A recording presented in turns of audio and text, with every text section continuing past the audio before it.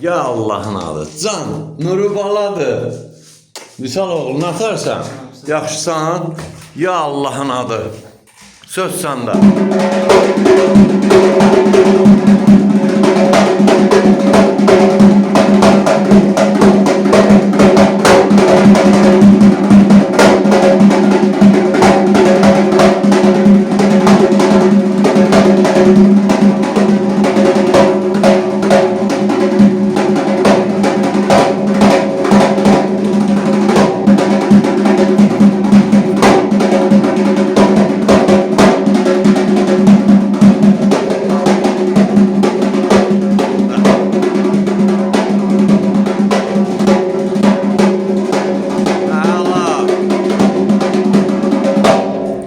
Sağ ol ay Nuru, qadan alaram. Əla, gözəl.